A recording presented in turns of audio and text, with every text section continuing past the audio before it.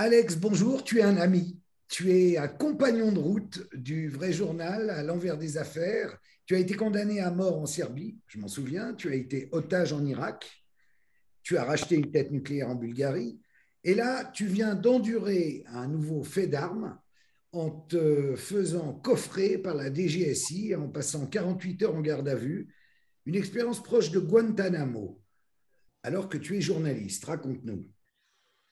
Alors, comment te dire, j'étais extrêmement étonné par le lieu de détention qui est en fait euh, programmé pour des terroristes, pour des gens comme Abdeslam. C'est un endroit qui se trouve dans les sous-sols de la DGSI au niveau -4, c'est-à-dire 30 à 40 mètres sous le sol. Il n'y a jamais tu ne vois jamais, il n'y a pas de fenêtre évidemment.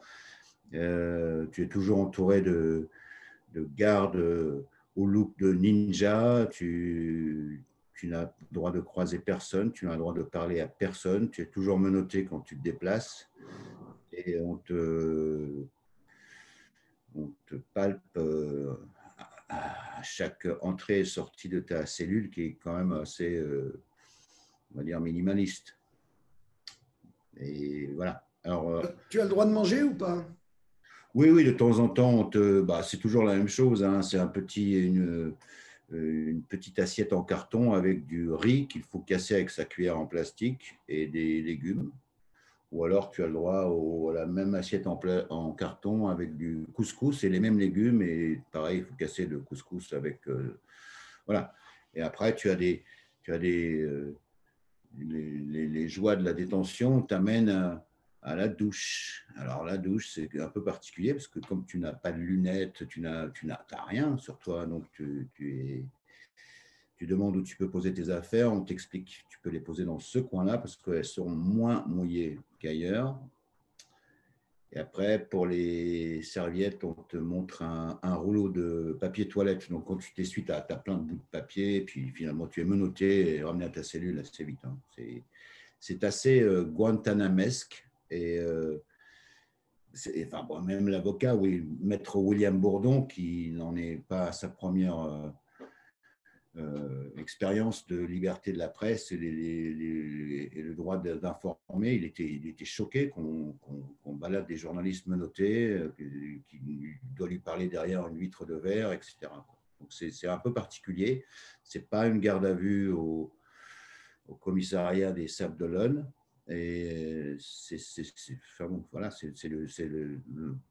la cellule antiterroriste quoi, de France. Ils sont Et ce qui est là. fou, Alex, c'est que tu n'es pas du tout un terroriste, tu es un journaliste.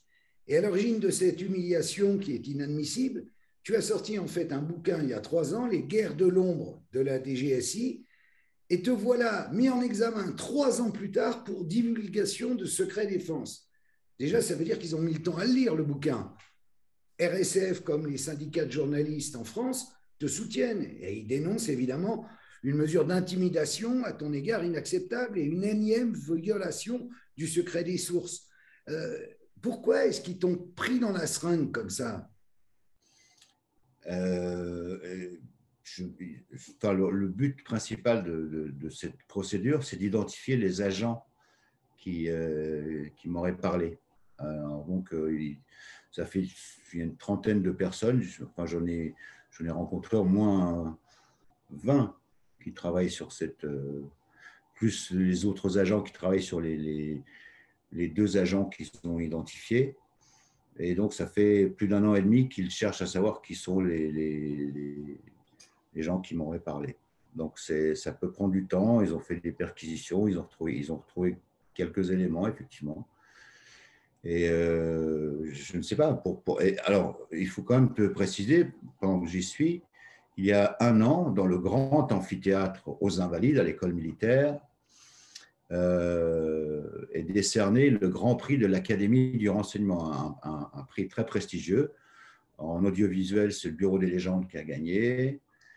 Et bon, mon éditeur m'a dit qu'on n'allait pas gagner, mais on allait finir deuxième parce qu'ils ont apprécié le livre. Donc, tu te retrouves dans un amphithéâtre avec un parterre de tous les grands patrons du renseignement français, que ce soit les militaires, la DGSE, le préfet, les préfets de police, la DRPP, enfin tous ces grands patrons, certains bardés de médailles, et on te donne une médaille de récompense des mains de Laurent Nunez, le coordinateur national du renseignement et de la lutte antiterroriste. Et c'est ces mêmes personnes qui te mettent en examen un an plus tard. C'est très bizarre. On marche vraiment sur la tête. Tu vas contre-attaquer, qu'est-ce que tu vas faire? Qu'est-ce que tu peux faire?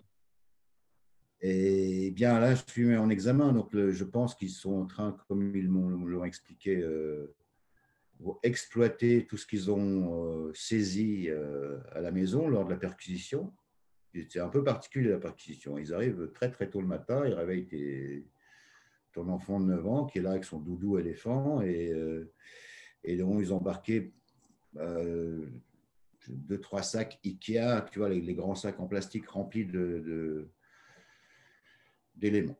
Je sais pas, des documents, des clés USB, des portables, des ordinateurs, des disques durs. Et alors, tout ça doit être exploité. Et là, donc, ils ont fait des rapports à la juge. La juge doit leur donner une direction de recherche. Et à la fin, on verra ce qui se passe. Pour l'instant, c'est très, très confus tout ça. Mais la juge, tu l'as rencontrée? Oui, bien sûr, elle m'a mis en examen avec 2 ninjas cagoulés derrière moi et maître William Bourdon et son associé. Et tu ne lui as pas parlé du secret des sources en France? Tu ne lui as pas dit, mais ce que vous faites, madame, c'est une honte? Et ça sera pour une prochaine conversation, parce qu'à ce moment-là, j'étais pressé de recevoir l'ordre de liberté imprimé par le greffier et de sortir de là. Mais je lui ai dit, de toute manière, ça ne va pas changer grand-chose. Hein. À un moment donné, elle fera c'est la grande juge antiterroriste de ce pays, elle fera son opinion. Oui, mais voilà comment on traite les journalistes en France. Ça prouve quoi? Ça prouve que plus que jamais, on a besoin de vrais journalistes, pas de passe-plat comme on voit d'habitude. Toi, je te connais depuis suffisamment longtemps, tu fais ton boulot à fond, et voilà où tu te retrouves. C'est quand même incroyable, quoi. Ah ben oui, si c'est pour faire des interviews complaisantes de Diams, c'est vrai que ça peut poser problème. Mais c'est comme ça, il faut qu'il y ait un débat national parce qu'eux, ils opposent le secret défense et une loi est en train de contrebalancer tout ça avec le secret des sources. Donc, à un moment donné, soit les gens veulent avoir des informations sur comment fonctionne la société française en particulier, soit on ferme tout et on enlève la moitié des livres des librairies. Il faut savoir ce qu'on veut. Donc, peut-être que cette affaire nous donnera lieu à un débat où, de toute manière, l'avocat est particulièrement à la Cour européenne et peut-être s'attaquer à l'État français, ce qui n'est pas gagné, mais il serait commerçant de la part de tout le monde d'avoir ce débat.